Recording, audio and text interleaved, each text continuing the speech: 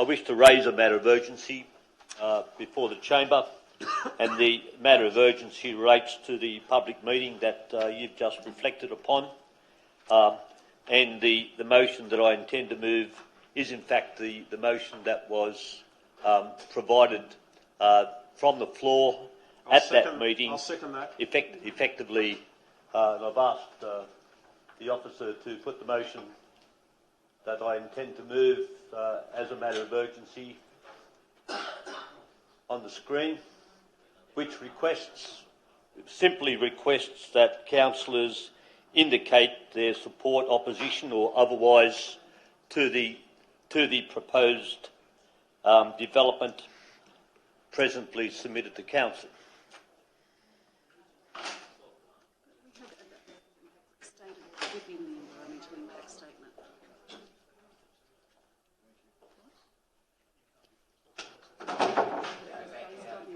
You have to go. I'm sorry, councillors. You're out of the room for a motion of urgency. As the motion states, Madam Chair, I've highlighted the fact that in line with our legal opinion, I've indicated that on the basis of available information presently stated within the environmental impact statement provided as part of the DA documentation for 109 Church Street and other professional information available to councillors, that each councillor indicate their opposition, support, opposition or otherwise to the development.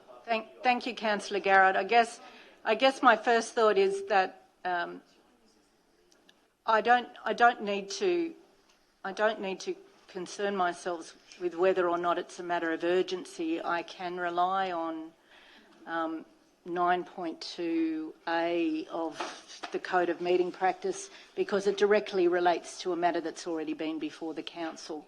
So I allow the motion. The issue, I guess, is whether it's a lawful motion that you can compel councillors to indicate support, opposition or otherwise to anything in a council meeting.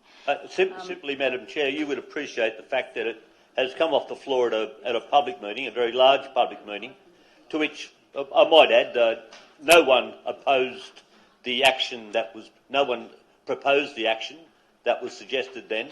And as you know, I highlighted the fact that the matter would be raised tonight, and I'm doing it now.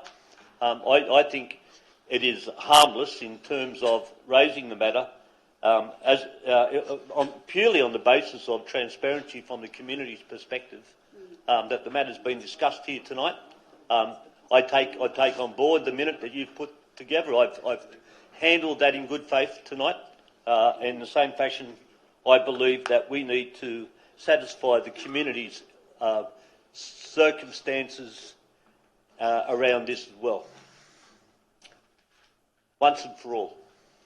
Thank you, Councillor Garrard. If you just take a seat for a moment, I think because we have just had a vote on what is in effect indicating support to the community, perhaps only in principle because we haven't seen a report. We've called for a draft report, but unanimously asked for a draft report to be prepared in opposition to the development.